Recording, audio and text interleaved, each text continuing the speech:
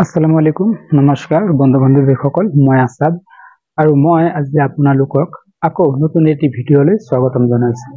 তো মই আজি আপোনালোকৰ সৈতে কথা পাতিম ভট্টদ্ৰয় বিশ্ববিদ্যালয়ৰ প্ৰথম ষান্মাসিকৰ দৰ্শন বিভাগৰ এটি পেপাৰ লৈ। আৰু যিসকল বন্ধু বান্ধৱীয়ে মোৰ ভিডিঅ'টো প্ৰথম চাই আছে সেই বন্ধু বান্ধৱীসকলে যদি ইউটিউবে চাই আছে তেনেহলে মোৰ চেনেলটো সাবস্ক্ৰাইব কৰিবলৈ অনুৰোধ জনোৱা হ'ল আৰু যদি ফেসবুক পেজে চাই আছে তেনেহলে মোৰ চেনেলটো ফলো কৰিবলৈ অনুৰোধ জনোৱা হ'ল।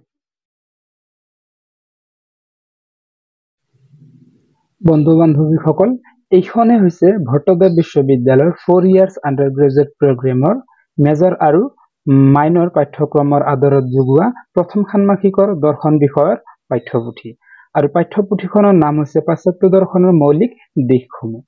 এই পেপাৰখন পাব্লিছ কৰিছে ইউনিয়ন বুক পাব্লিকেশ্যনে আৰু ইয়াৰ লেখক হৈছে হেমন্ত কুমাৰ ৰয়।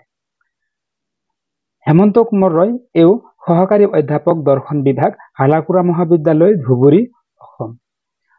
আৰু এই পেপাৰখনত মুঠ গোট আছে 4টা।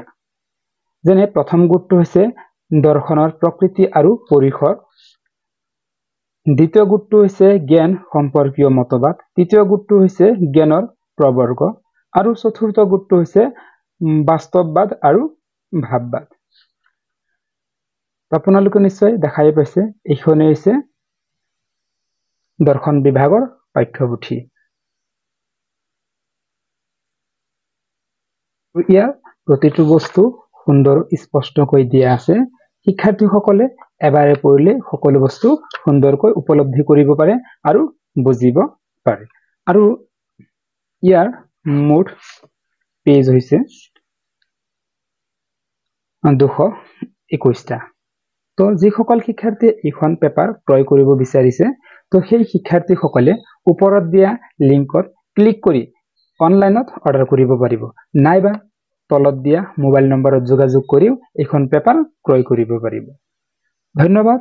আজিলৈকে এইখিনিয়ে। জয় আই অসম।